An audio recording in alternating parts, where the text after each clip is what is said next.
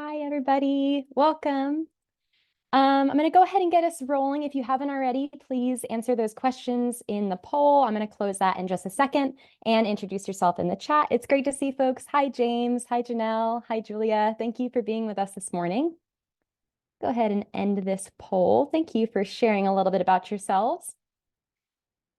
So welcome to our event this morning. We are talking about navigating federal and government grants today. This is a free grant workshop as part of our Instrumentl partner webinars in our funding focus series. So these partner webinars are collaborations between Instrumentl and our community partners to provide free educational workshops to grant professionals and nonprofit leaders.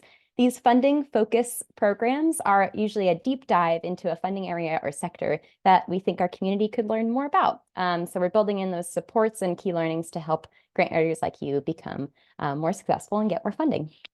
For those of you who are new to Instrumentl, we're the most loved all-in-one grants platform for grant prospecting, tracking, and management.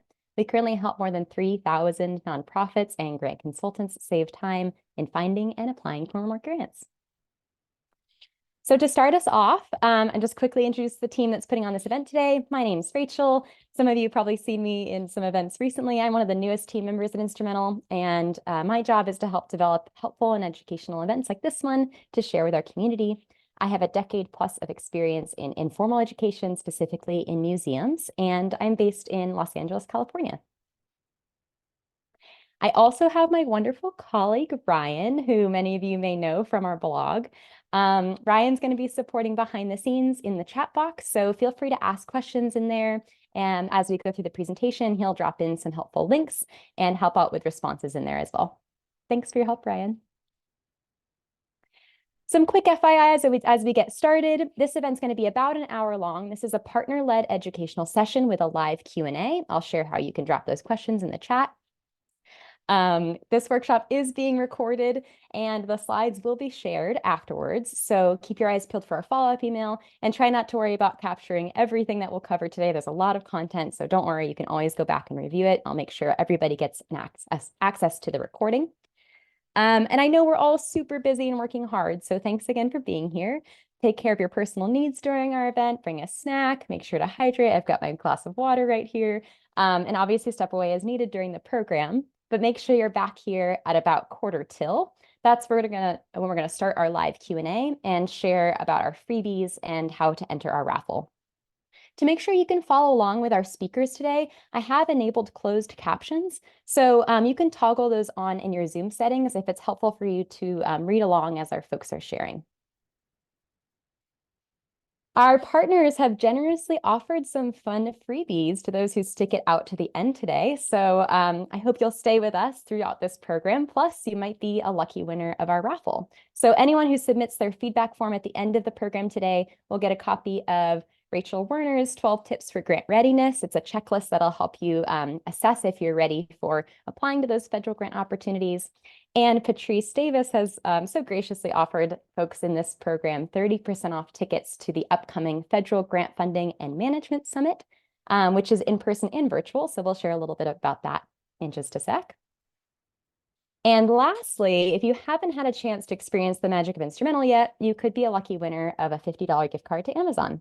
All you'll have to do is create your own account by this time tomorrow. So I hope you'll stick around to the end of our time together today to get those freebies and be eligible for this fun prize.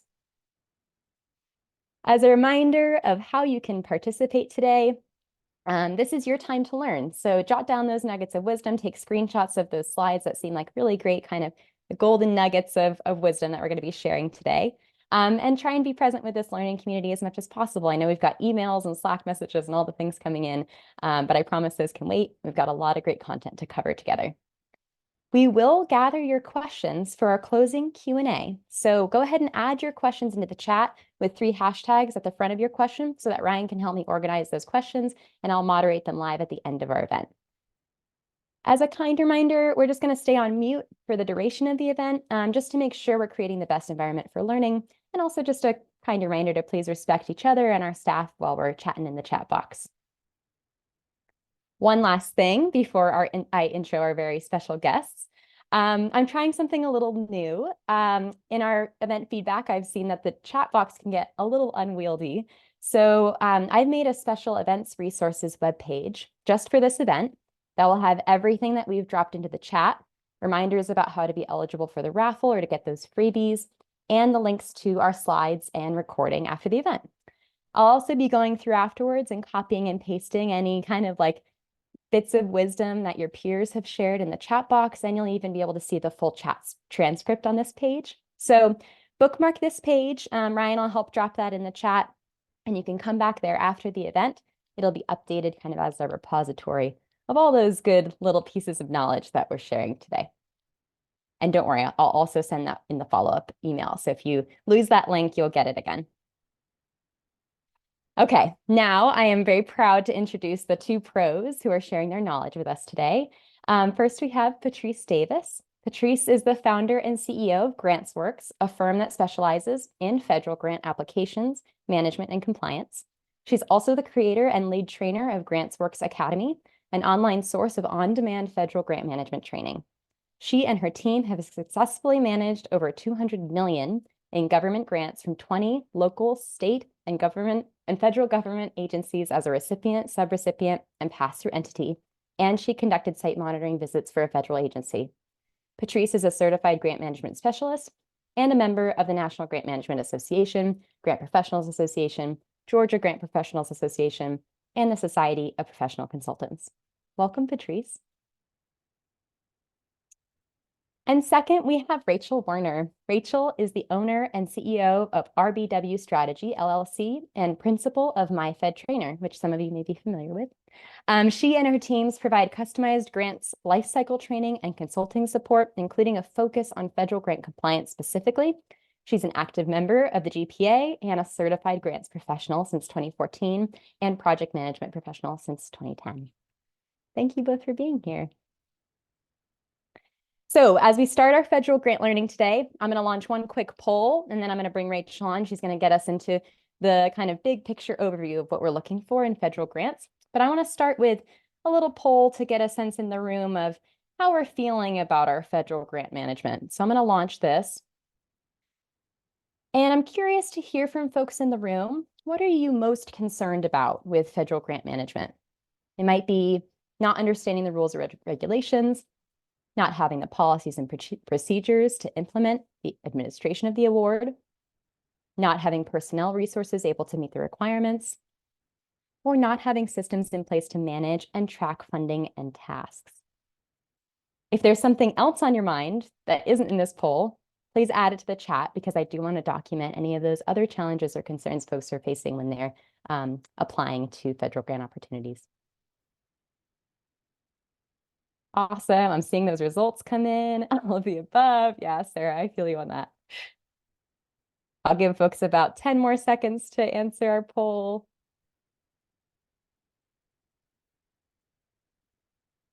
Yeah, these are great. I'm seeing some in the chat here too. Yeah, Marilyn, applying more than managing. Okay, I'm going to go ahead and end this poll. I'll share the results so folks can see. It looks like the highest concern, it's kind of a tie. We've got not understanding the rules and regulations and not having personnel resources able to meet the requirements. So why I'm really excited to even launch this poll is because Rachel's going to take us through some of the operational baseline that you should be starting with when you're applying for federal grant opportunities. And so Rachel's going to walk us through some of these big picture notes to see into the future of your funding success. And we're going to review the pre-award process through a post-award lens, which hopefully will help us get higher likelihood of acceptance on all of those submissions that we're spending time on. So Rachel, I'm going to pass it over to you and get you spotlighted so we can start on your section. Great, thank you.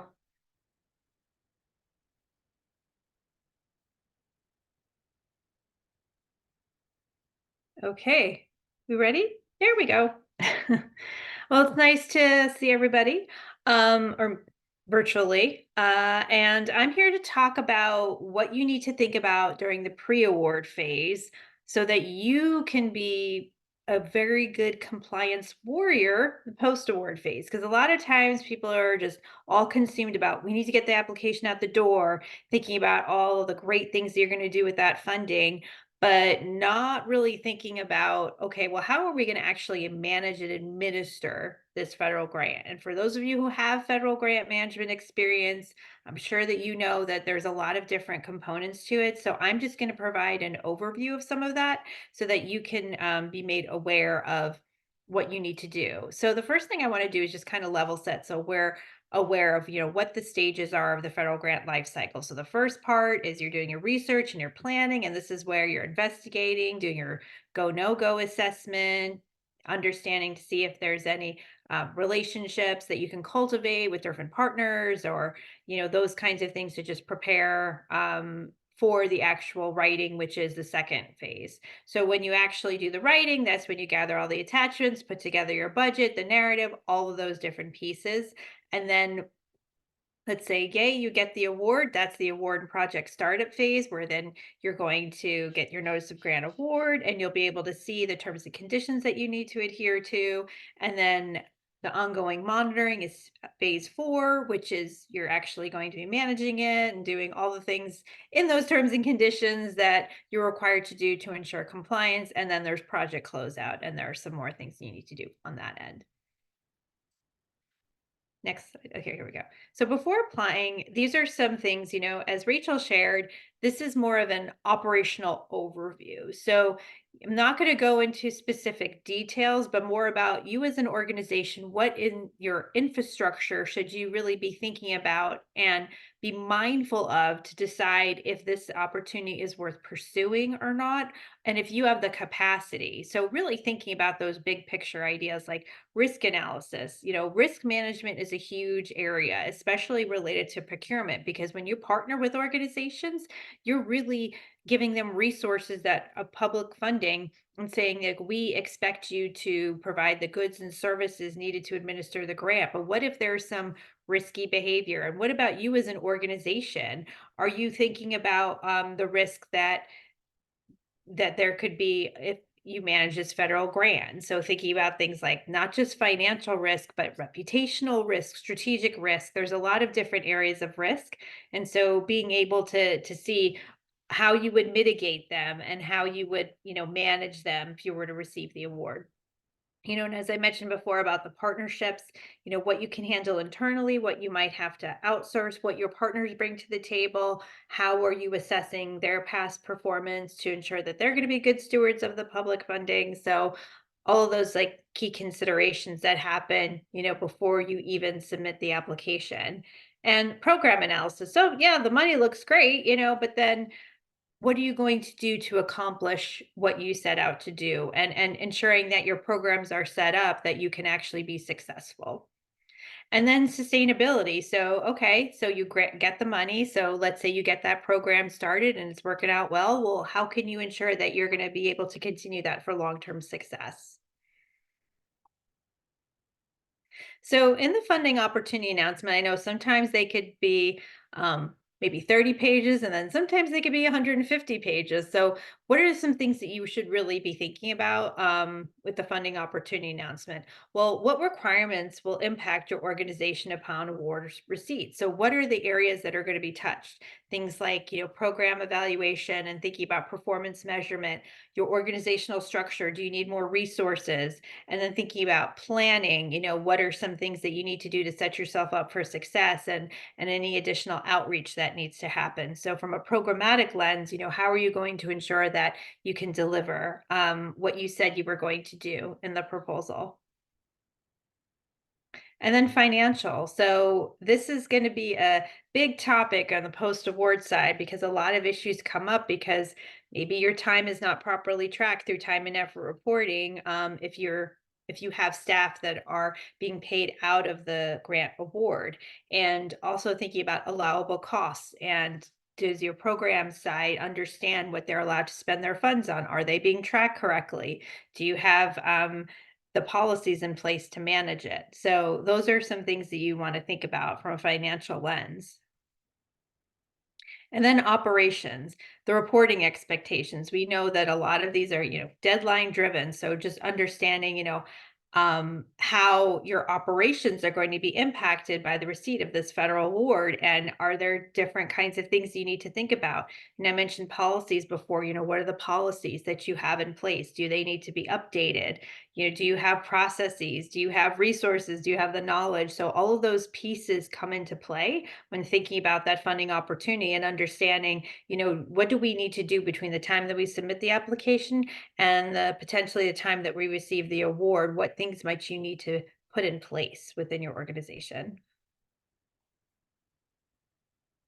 And I call this, because we always talk about the culture of philanthropy, but I like to talk about the culture of compliance. So, the culture of compliance and grants management is, what are all the things that we need to do? So, I call it the who, what, when, where, why, how. So, the who are the people. Who's going to be actually doing the work? And it's not just, okay, that person's the grants person. So that person's going to do everything, because there's so many different components. I mentioned it's programmatic, financial, operations. So there need to have more than one person, because this is a team sport. And how is that codified in job descriptions? So thinking about who is responsible, do they have the appropriate knowledge? Is there a need for additional training or support or outsourcing? And then, the knowledge is the why. What exactly do you have that understanding of the federal requirements of 2 CFR 200, which is the Office of Management and Budget uniform grant guidance? What are the things that you need to understand in order to make sure that you're going to be in compliance? And the processes, there's tends to be technology and systems, and I'm sure there's a lot of you that work in sort of these hybrid work environments. So what are you doing to share information? And how is that going to be administered, and how is that dictated so that everybody's on the same page? And your policies, which the policies are required for internal controls as part of your federal grant management process, how you're going to do things, and that dictates the processes. And then maintenance, who is updating, any sort of project management or grant management database with all the key deadlines and all the requirements, and updating different things that are required as part of the record keeping. And the systems, where's the information housed? I know that not everybody's going to use a project management or grant management database, but what about, some kind of shared system, whether it's Teams or Google, Dropbox, whatever you might be using, how is everybody having access to information? And I also just wanted to touch on this, because these are some federal grant trends. So, I live and breathe uniform grant guidance. So some of this might, be a little bit over your head, but I wanted to share this with you, especially as you dive into federal grants and you might be receiving federal grants, you might be interested in going after them. These are some trends that you might want to be mindful of. And especially because the uniform grant guidance is going to be updated this year. We don't know when, but there are some positive changes that are happening, and also just some of the societal trends that are being now infused as part of the federal grant award process. So first is increased accountability. If you're unaware of the GREAT Act and Data Act, that's just trying to ensure that information about federal grants is publicly available. If you want to look up, who's receiving federal grants, you can look at usaspending.gov and just look at a recipient, and the information is in there. And there's a lot of really valuable tools that you can, look at. And that's one of the reasons, is to make information available to the general public, so that they see, okay, they're not spending it on private jets or jewelry. They're actually spending it on what they said they were going to do. And also just making information just easier to share from a reporting perspective for grantees, so that they can provide it in the same format to federal agencies.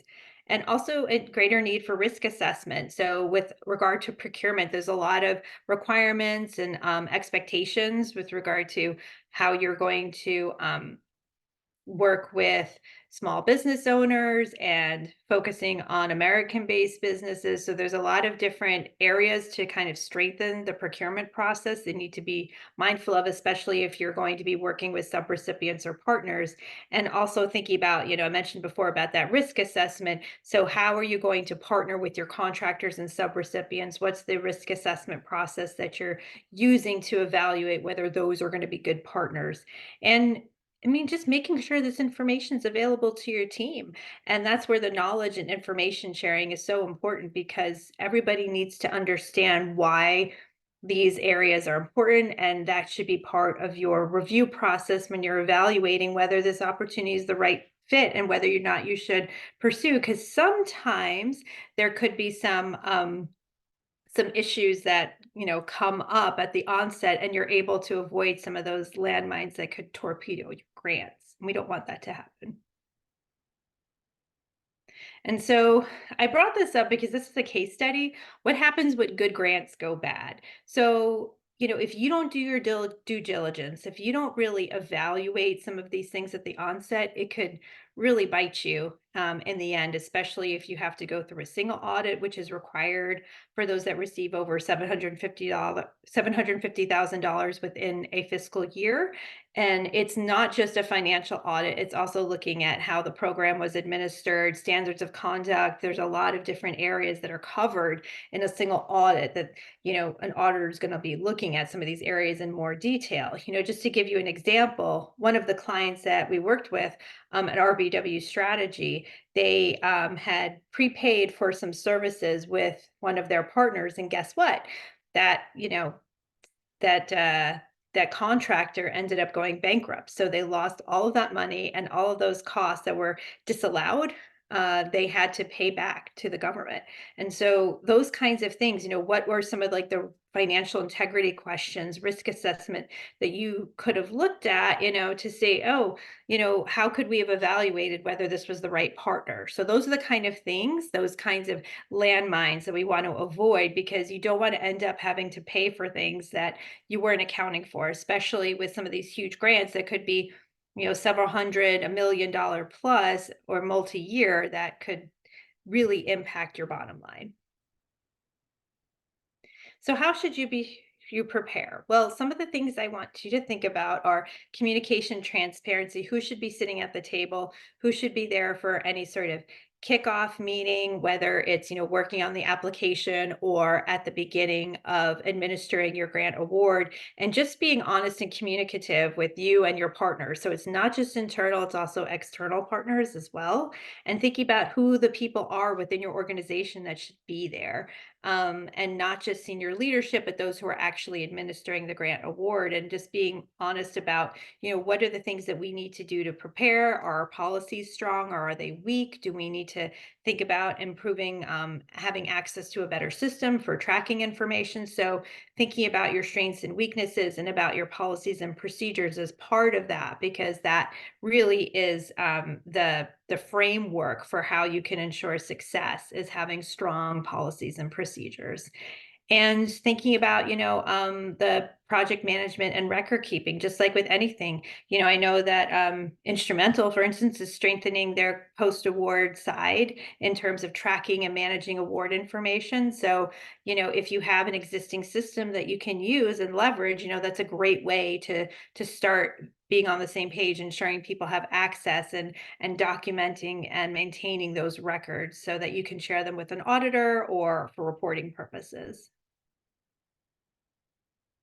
So the last thing I'll say, just to summarize, so on the pre-award side, thinking about that planning, thinking about, how you're going to evaluate which ones are the right opportunity to meet your specific grant goals and fundraising goals, because sometimes grants will not be the best solution for certain types of funding needs. And thinking about, the team and looking at the budgets and making sure it matches with what you're going to be asking for and that it all makes sense. And on the post-award side, getting that kickoff is really, really critical so that all the partners can be on the same page, looking at the notice of grant awards, understanding the terms and condition, who's responsible for managing the different components, and then tracking the requirements. And that should be built into your internal controls. You're going to hear me say internal controls. I'm going to sound like a robot repeating myself, but it's very critical. So that is my quick and dirty overview. This sometimes can take several hours to go through, but those are just some highlights that you want to think about with regard to, post-award management from the pre-award lens. Love that, Rachel. And thank you for giving us the perfect tee up for Patrice to take us into a little more of the detail when you're looking at the application, some of these elements kind of filtering through as you're thinking about the risk assessment and all those partners you might bring into play. Before we get to Patrice's section, I want to launch another quick poll. Love to hear from folks a little bit about what they wish they knew more about. So I'm going to launch this poll here. Let me see if I can get this to launch. Hold on 1 second. Sorry, folks. But yeah, what we're interested in seeing here is kind of what are some of the things you wish you knew a little more about? This poll isn't launching. Maybe if folks want to add their thoughts into the chat. Oh, wait, there we go. Hold on 1 sec. Okay. So my question here is, I wish I knew more about blank when I wrote my last federal grant. If you haven't written a federal grant, that's okay. Maybe think about something that you wish you had a little bit more of a grasp on as we've started to kind of tease out some of those elements of the federal grant application.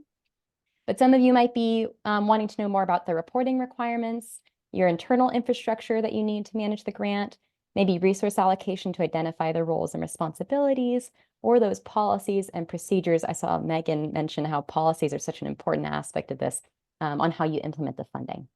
So I'll give folks about 10 more seconds to answer, and then I'll share those results. Yeah, and if you have other thoughts, things that you also are wishing you knew more about, please add those into the chat. I see some additional comments from Marilyn and Michelle and Liz. Yep.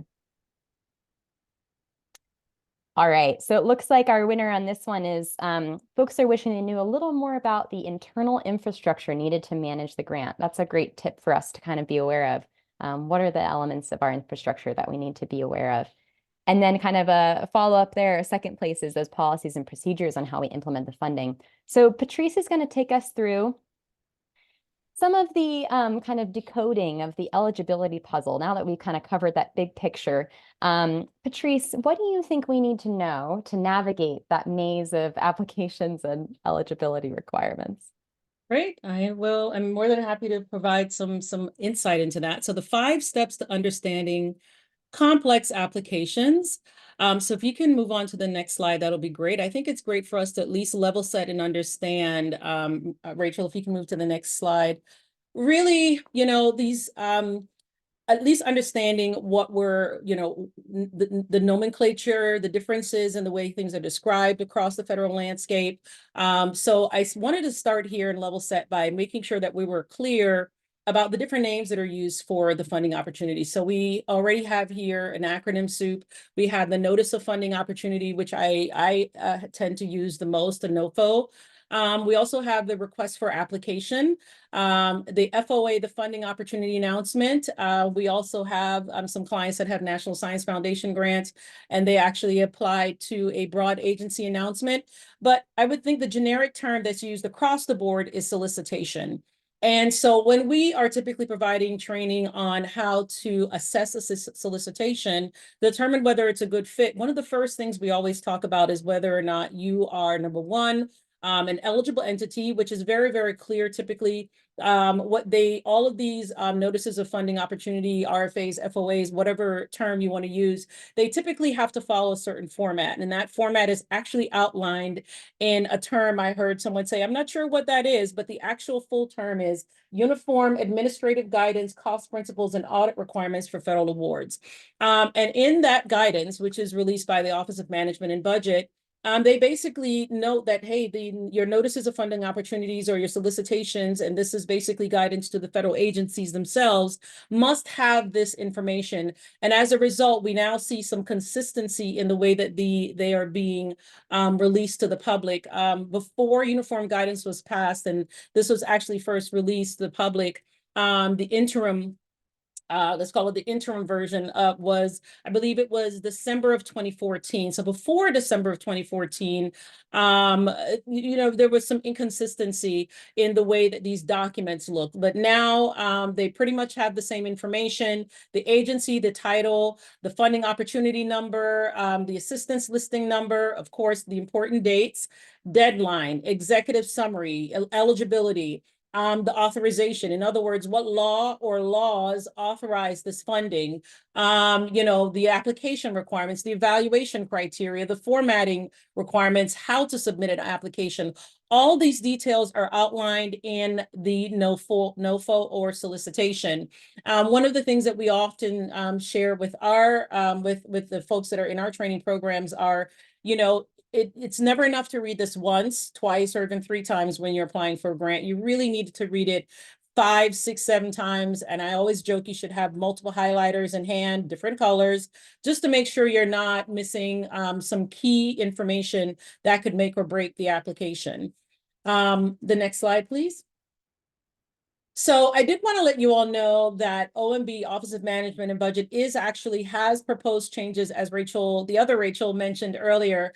And some of the changes that relate to the pre-award side or the application side of federal grants are these 3 here. And that is, number 1, they have proposed a complete revision to the NOFO template text. And they plan on basically making sure that they're going to be using plain language principles, and they're going to try to group similar items together.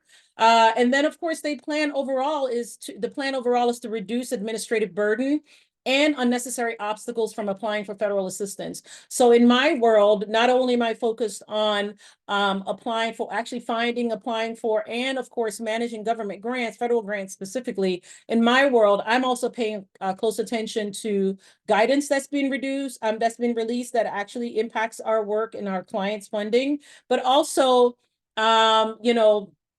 laws that are being proposed or bills that are being proposed. And for quite some time, senators have been proposing ways to simplify federal grant notices of funding opportunity. So I'm not surprised that this has kind of flowed down to the Office of Management and Budget. They proposed these changes. And as Rachel mentioned earlier, it will be this year more than likely that the final changes will be published. And so just want to make sure you're all aware that we should expect some changes as it relates to the funding opportunity itself. If you okay, there we go. So we're going to talk now about what it really takes to actually manage a federal grant application. Some of you noted that you have some experience applying for federal grants. And so some of this will be new to you. For those of you who are not, I'm definitely going to make sure I add some details based on my experience applying for federal grants for about 19 years now. So the first thing, of course, is that when you're applying for a federal grant, as one would, I'm sure you're not surprised, it must be a team-centered approach. As Rachel mentioned earlier, you want to know exactly who's going to be at the table. So you definitely want to make sure that you have a finance or several finance people at the table, because one may be actually, gathering some of the information. The other person may be helping to create the budget. And then, of course, in some instances, you definitely want to have the grant writer at the table. Whoever the project subject matter expert's going to be. There may be 1 or 2 others that you want to have at the table, at least for that first meeting, to make sure there's a level set, there's a clarity and understanding of what you're trying to accomplish. A project plan is in place. Everyone understands their assignment. Everyone is very, very clear about what their role is and at what point you will be relying more heavily on maybe what they will be contributing to the project. So collaboration is a key part of this, of course. Making sure that you're tracking deadlines very closely, making sure you're very aware of at the very beginning of the project. What are those supporting documents that must accompany the application? How should we be submitting the application? When, what is the deadline to actually reach out to the federal agency for any questions? And is there going to be a pre-application webinar? If there's going to be a pre-application webinar, when are additional details going to be released? Maybe a modified notice of funding opportunity expected to be released. So these are just some of the details that you want to make sure that you're all on the same page about. You're communicating frequently, but also in a way that is, again, as collaborative as possible and as streamlined as possible. And of course, you want to be consistent. And as I mentioned before, communicate, as clearly as you can. We at our organization, we use project management system to manage these applications. We do this for a number of entities, for, university with 15 partners, or for a, an association with 5 partners. And so if you imagine just the number of stakeholders that you have to engage, it needs to be team-centered. You must collaborate. You must be consistent in the way you communicate. And of course, you must be as effective as possible in your communication. Next slide. All right. So as I mentioned before, as you're evaluating the NOFO, the Notice of Funding Opportunity, it needs to be a full assessment, from the front page all the way to the end. One of the things I really like now is that they're making sure that they are including post-award requirements in the Notices of Funding Opportunity. So for those of you who want to get an idea of what it actually entails to manage the award once awarded, definitely read through the latter, let's say, 1/5 of the NOFO. Sometimes, people tend to, not pay attention to that because it has nothing to do with the actual application and how the application will be evaluated. But if you ever want to know, okay, what are the reports that they're going to expect? How frequently will they expect the report? There's some standards across the federal landscape, but in some instances, a particular program office within the federal agency may have slightly different program and financial reporting requirements. And as I said before, make sure that you are, approaching this as a team. Don't take any of the details for granted. So even things like, the formatting, how they want the file name. Sometimes they tell you specifically the file names need to be this. And, exactly how they want certain things formatted is very, very important. So please pay attention to those really important details. As I said before, read multiple times, and one of the things that I used to do in early in my career is that I would, of course, have a colleague read it along with me, and then we would share notes to make sure there was nothing that we've missed. Now that I've done this for a little bit longer, some of those details kind of jump out at me, and then, of course, we're able to plan accordingly. Definitely assess those priorities early, and really, really understand who the stakeholders are going to be. Stakeholders could be subrecipients. What are the proposed subrecipients that you plan on including in the grant? Are you allowed to name the subrecipients by name? In many instances, you're not. Are you going to have an advisory board or some kind of governance council that would be factored into the application itself? What are the letters of support you're going to need, and which stakeholders are going to need to provide you with letters of support or letters of commitment? This is why evaluating that NOFO with some of those questions in mind is going to be really important at the very, very beginning. And of course, the method of submission. I've submitted applications for clients via email, or even before we started the firm, via email. Sometimes we, early in my career, I would drive it down to the county office, all 3 copies, which were about a ream long. So we basically walked, deliver 3 reams, 3 stacks of paper for the application in binders. Sometimes, thankfully, those days are no longer. At least at least recently for me, we haven't had to do any of those. But what is the method of submission? Is it going to be paper copy, which hopefully that's no longer being required? Email? Is it going to be submitted in grants.gov? Is it supposed to be submitted in EER Exchange or some other agency specific portal? Please note that some agencies have their own specific portals that they would like for you to use to submit that application. So it's really important that you find out what they are early on. Patrice said, yes, thank God most have moved on. Absolutely, I agree with you. So again, making sure you're clear about those stakeholders, your internal and external stakeholders. So making sure you're clear about those roles at the very beginning. What are the concentric circles, right? So the immediate circle may be, of course, the team working on the application. Right outside of that are going to be any proposed subrecipients, and then potentially any contractors. You're not going to name those contractors because you definitely have to follow procurement guidelines as it relates to identifying contractors once you're funded. And then maybe the other concentric circle would maybe with those organizations or county offices or other external parties that would be submitting letters of support or letters of commitment. And again, there could even be additional concentric circles outside of that.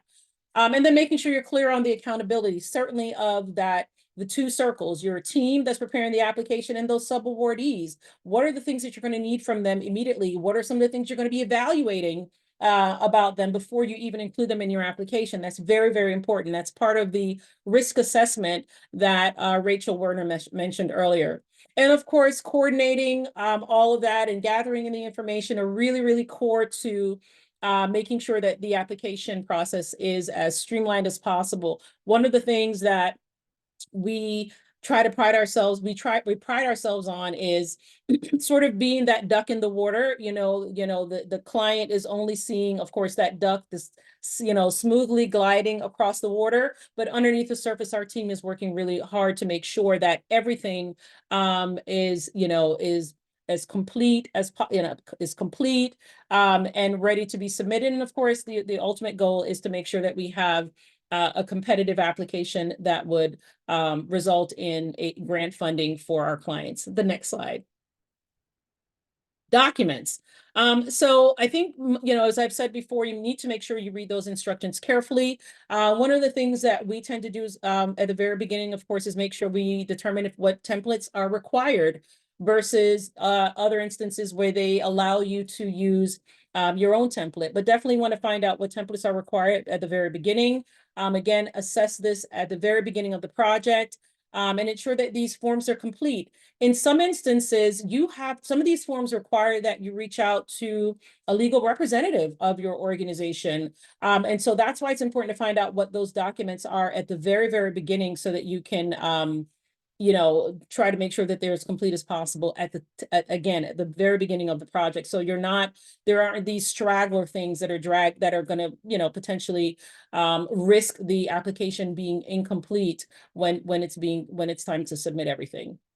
And the final slide, budget and budget narrative, one of my favorites. And so, when you're creating your budget and budget narrative, of course, you definitely want to partner with your finance lead. In some instances, you're going to partner with other folks within the organization, such as an HR person who can provide you some of the details you may need when it comes to, of course, providing specific salaries. Sometimes that finance person has it, but sometimes you just want to make sure that that person's kind of involved on the tail end, on the beginning of the project as well. Gather all the required information. So one of the things that I want to make sure is that whenever you're including some of the cost estimates, it's best to definitely make sure that those estimates are based on, let's say real examples. So for example, if the travel section includes flights to Washington, D.C., because the federal agency requires that you come to D.C. for an annual conference, then you're going to want to definitely go to Expedia.com or maybe your favorite airline and actually just, search what is the cost from Boston, Massachusetts to Washington, D.C. at, let's say, this time of year, just so there's a basis for the cost. In other words, make sure in those instances where it's possible, there's a basis for the cost. You definitely want to check for accuracy multiple times and make sure one of the most important things here is, of course, that it's aligned with the proposed project. I can't stress that enough. Make sure that it is definitely aligned with the proposed project. Are the costs reasonable? It goes back to, again, identifying those bases for those costs where possible. If you're going to be purchasing equipment, what are you doing to make sure that that equipment price that you're estimating actually reflects, what it actually costs if you were to buy it on the open market. Indirect costs, most, well, let's see. You can basically use something called a de minimis rate. Currently, it's at 10%. One of the proposed changes that OMB has proposed would increase that rate. I won't say what that increase is because I don't want to confuse you guys. Just know that right now you can actually factor in 10% de minimis rate to be used for indirect costs. Now, if your organization has a negotiated indirect cost rate agreement, then of course you would move forward with that NICRA as long as that NICRA is active and is current and has not expired. Okay. And then of course, you want to factor in whether or not I've seen this in some instances where the agency wants you to just submit the application for the first year. It may be a multi-year grant. It may be a 3 or 5 year grant, but they just want you to submit the budget for year one. And then, so just because there are a number of reasons for that, but I just want to make sure you're aware that you're paying attention to the time frame of the budget that they're asking you for. Okay. All right. And this is where you get to submit the application. We aim for a minimum of 2 days before deadline. Sometimes we're able to submit 4 days before the deadline. But we aim for no later than 2 days before the deadline for obvious reasons. You know, systems can crash, all these different things can happen that would, risk your being able to submit your application. So always aim for 2 to 5 days before the deadline. Exactly. All the things can happen, and we want to make sure that we're avoiding all the things, as Susan just pointed out. Again, making sure you're clear on the method of submission. I always recommend that you retain the notice of funding opportunity. That's because in many instances, the notice of funding opportunity has program-specific requirements, right? And so you want to make sure you are aware of what those program-specific requirements are. Another thing to point out is you definitely want to verify the accuracy and completeness of the application. Again, you may want to have a partner work with you to make sure that all the parts are there. Again, we've submitted applications where there were many, many, many moving parts, multiple supporting documents. And then even the parties that were actual, applicants, they needed to have their own NSF-ID, and then they had to have all these different documents, their bio sketches. So it's just important to really have a partner there to double check, especially those instances where you have very complex multi-stakeholder applications. Retain both the paper and electronic copies. I'm sure I don't need to explain that. And of course, ensure complete submission. So until you receive some kind of emailed, confirmation that's been submitted, it has been submitted. So I just want to make sure that you all are looking out for that as well. And then the final slide is what Rachel mentioned earlier, is that we're actually hosting a federal grant funding and management summit on March 28th. We do offer in-person and online attendance. We're going to have a federal grant writers panel, and these are going to be successful federal grant writers who can give you some insight on what it takes to actually submit a successful federal grant and what they need from you as the applicant so that it can to help move it toward a successful to being funded. We're definitely going to focus on post-award management, which is my sweet spot. We're going to have an evaluator talk about program and evaluation, the what, when, why, and how. Subrecipient monitoring, which is a huge, it's a big topic and something that I personally specialize in. And of course, preparing for your single audit. Rachel Werner mentioned earlier that yes, if you expend more than $750,000 in federal funding per year, you will have to have a single audit. That is yet another one of those things that will change or that have been proposed to change. That threshold has been proposed to be increased by the Office of Management and Budget. Again, I won't say what that proposed increase amount is. I just want us to focus on what it is today, which is $750,000. And of course, additional speakers will be announced soon. And we currently have a few people that are currently on this graphic that you're seeing on the screen. And Rachel will share some information with you all about how you can get 30% off of your your registration fee. Yay. Thank you so much, Patrice. I love working with both you and Rachel because I feel like you make federal funding opportunities really exciting and fun to learn about. So thank you. You covered so much great content. I'm going to wrap us up with a real quick overview of how we might be looking for our good fit federal or government grant opportunities. I probably don't need to explain some of the gripes that folks have with grants.gov, but just as a reminder, and because this is an Instrumentl webinar, I'm just going to quickly highlight some of the ways I think Instrumentl can be a real boon to your federal or government grant searches. So on grants.gov, you can save those searches, right? But you're not necessarily going to get automatic reminders about the searches that you've saved. You're going to have to continue to be reviewing those upcoming proposals that are posted on the website or in your newsletters that you get. So with Instrumentl, you'll get those automatic deadline reminders. They'll update automatically and email you, so you never feel like you're behind on deadlines that you want to pay attention to. We also will uniquely match you with those best fit funding opportunities. I'll show you in a real quick, like 1-minute highlight of how you can just immediately get those funding opportunities sent right into your inbox and then tracked in Instrumentl. While grants.gov is a little difficult and complex to navigate, We have a user-friendly database with over 15,000 active RFPs across the board, not just state and federal grants, but corporate grants, private foundation grants. So you've got a huge library of resources to pull from. And, with grants.gov, there's not a ton of support that comes with using that site or some of the grants that you might be pursuing there. But our customer service is super responsive and thoughtful, and they'll help maximize your grant seeking if you join kind of our Instrumentl community.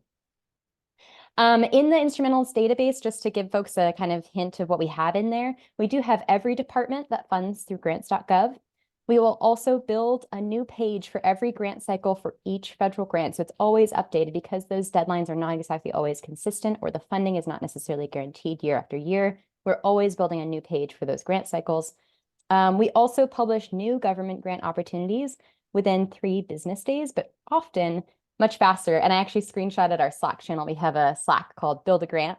And Amelie, one of our customer success managers, is asking our grants building team, like, hey, we've got a customer that needs this federal grant ASAP, and they'll build those right away. So I see that Slack channel going off every day and just so impressed with the speed at which we're putting out new opportunities for folks. So I'm going to show you in about 1 minute how you might find some relevant federal or government grants or funders in our database. So to start, if you haven't already, you'll click that link that Ryan has dropped into the chat and fill out your information. If you already have an Instrumentl account, hang tight for 10 seconds or so. Once you click that, you'll see for folks that are making their account for the first time, you'll have a page that comes up like this, and then you'll be just filling out your basic information. So I'm just putting in my name, my email address, I'm creating a password. We can probably update this playback speed just a tad. And I'm sharing a little information about my organization. So if you're creating your account for the first time, this is just to give your kind of baseline for opportunities that you're going to be looking for. Just gives us a sense of what type of organization you are. I made up a fake museum, the Highland Park History Museum, and I indicated my organization's operating revenue, our 501c3 status, and how many grants my organization won in the past year. Once you click that, you'll start with this screen. I've gone ahead and allowed us to skip the kickoff call for today. So you'll go ahead and click skip down here. And then you should be up on your project screen. So for folks that do already have an Instrumentl account, you'll be pretty easily able to create a new project. And for folks that are newbies, you might want to watch this playback because I'm going through real fast just to give us a sense of how quickly we can find those federal grant opportunities. But essentially, I'm just creating a funding project. So I'm looking for funding for a history education program for my Highland Park History Museum. I've selected the applicant type and indicated what types of grants I want to see. I don't necessarily want to see faith-based organizations because I'm not a faith-based organization. And I made it so that my project serves nationally. I just said I was going to serve across the United States, so I've indicated that region. And then probably most important here, you want to select your fields of work. So you'll indicate what areas or sectors you might be focusing on. I was focusing on a history or arts program for students, so I selected fields of work related to that, including arts and culture, education. I think I did a history one. Yeah. And then I did a museum focused one since I was focusing on a cultural center and museum. And then I'm going to indicate the size of grants I'm looking for. You might have a minimum that you're really going for. And I know a lot of our federal grants are going to be larger sums, right? So maybe you're going for larger amounts here, and how you want to use those funds. This last section is going to be the most important. What kind of funders would you like to see grants from? Since I'm highlighting federal and government grants today, I only selected federal and state and local government. And you're going to see as soon as I click save and exit, it's going to go ahead and populate all the opportunities that are related to those specific funding sources. So that's a real quick overview. You'll see I'm going to get 33 grants that immediately pop up related to my project. And it's all in my tracker here. So I'll be able to view the matches and scroll through and take a look at some of those opportunities. I might dive a little deeper and want to read a little more about the eligibility requirements, like with our speakers we're talking about. You really want to do a lot of digging here. So Instrumentl will actually feed through some of the information from the website, and it'll also embed in, yeah, the full NOFO. So here's this PDF of the NOFO for this particular opportunity. You can dive deeper. I've gone ahead and saved it and said I'm going to explore it a little bit later. So that's how Instrumentl has kind of done our real quick just review of some of those opportunities that you can get in just a quick project setup. And I did that at 10 times speed. But folks, if they have questions about setting that up, I'll hang around a little bit after the call so folks can get their tracker set up and explore some of those federal opportunities in Instrumentl. I want to spend a moment going through a few questions that we had for Patrice and Rachel. So I'm going to jump into some of those. And Rachel, if you want to hop back on, we'll kind of do a bit of a moderated Q&A here. I'm going to spotlight you all as well. One of the first questions I wanted to ask here is that my organization wants to go after more federal and state grant opportunities, but I'm only one grant writer. How do I make the case for increasing our grant staff? You have thoughts about that? Well, that's a good one. And I think I would think broader about your fundraising goals and how grants feed into that, because I think it's a broader conversation. Do you need help in other areas as well? And what would that job description look like? Do you need it for ongoing support? Do you need it just for specific, as needed help? So I think it would be good to identify that, whether you need contractor or staff person. But I think building the business case is the first part of it. But I think you need to dig deeper into the needs analysis of what this person would do. Yeah, having a full understanding of what exactly, how exactly would you be utilizing the services of this person? And kind of a related question, Diana was commenting that she had very little staff. How would you approach federal grant applications or compliance with small teams? Do you feel like, a lot of folks are outsourcing support for that? Or how do you find that smaller teams kind of approach this process? So based on my experience, they are outsourcing it. And, when you think about what it takes to actually recruit, onboard, and actually, have this a new person come on the team, it's typically faster to outsource it to, a company like Rachel's or like mine, because we are coming in already knowing how to analyze what your responsibilities are as a recipient. We can typically also analyze what resources you already have, identify what the compliance gaps are, and then immediately find out what are some of the things that you should be prioritizing. And so we can do all of that in about the time it takes for you to probably have your first person lined up for an interview. And so, that's typically what I would recommend for a small organization, not just because it would be beneficial to companies like mine, but because it's a great way to set up your foundation so that when you do hire someone in-house, that foundation's been set. And that person's coming in to work on a really well crafted foundation. Love that. Thanks, Patrice. We had a couple of other questions. I'm actually going to save them, and Rachel and Patrice, I'll send them to you after the event. And if you want to add your thoughts, for folks watching, I know Karen had a question, Diana, I'm going to add their responses into our events resources page so you can get answers to those questions, but we don't run over time. I know folks have meetings that are probably right after this event. So thank you for your questions. I'll get those answered, and I'm going to wrap us up with our program today. Thank you so much for being with us, Rachel and Patrice. You are just both a wealth of knowledge, and I'm so glad we could share a little bit about federal and government grants today. I'd really love to hear your feedback. Ryan's going to drop that in the chat and some reminders about what you'll receive if you submit your feedback form. So as a reminder, you'll get these 2 freebies from our partners, that 12 tips for grant readiness and the 30% off the Federal Grant Summit. And if you're an Instrumentl newbie, you will get a chance to win a $50 gift card to Amazon if you sign up by this time tomorrow. So I encourage you to do that. If you haven't had a chance to explore, you'll get 14 days to check out the system.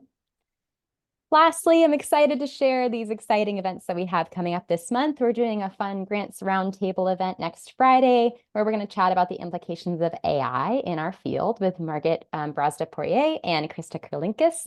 And then the following Thursday, I'm going to share some ideas about grant tracking and how you can make that save some time for yourself and save up to 15 hours a week on the 29th. So if you're free, I suggest putting your name on the list for these.